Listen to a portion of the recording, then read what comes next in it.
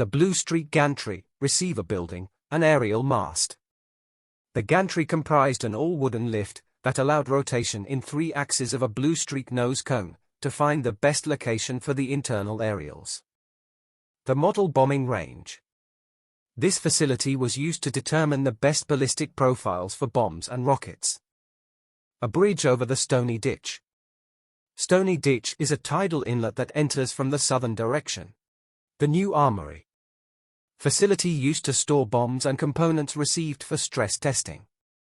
These were exposed to simulated transport stresses that they might have experienced in the traveling prior to detonation. Laboratories 4, 5, and 6 and their control room. To the left of the control room are the pump house and the electrical substation. For safety reasons, all laboratories and the armory had to be separated by at least 500 feet. Laboratory 5 is often referred to as the pagoda, due to its similarity in appearance to the East Asian temples.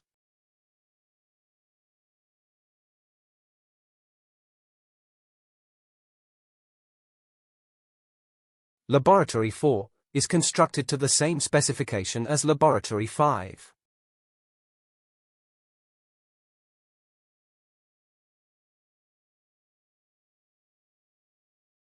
Laboratory 2 contains a centrifuge which imposed acceleration forces of up to 250 g on weapons and subcomponents.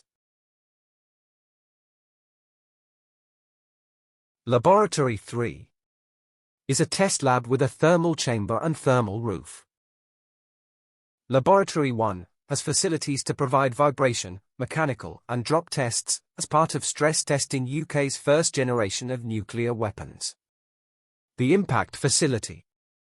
A mass concrete wall provided a hard target for unarmed bombs fixed to a rocket-powered sledge on runways angled to the target. Behind the wall is a camera gantry where high-speed cameras photographed the impact, and a shingle-revetted control room. The Atomic Weapons Research Establishment Technical Headquarters with a camera gantry to the rear.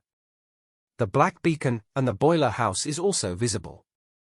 Orford Ness Lighthouse was built in 1792 and demolished in 2020 due to coastal erosion.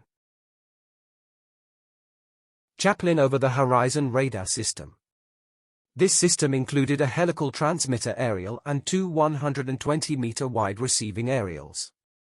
The Chaplin transmitter aerial was rotatable on a 50-meter diameter circular concrete foundation. In the foreground is the electronics workshop. To the left of the transmitter are the control caravans. Each of the 2 Chaplin receivers comprised 16 monopoles on both sides of the reflector screen. In the foreground is the bomb ballistics building. The Bailey Bridge, crossing the Stony Ditch.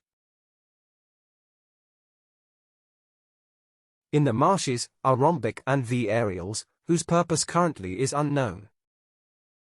The plate store, also called Building 84, was used for vulnerability and lethality trials of aircraft components between 1938 and 1959.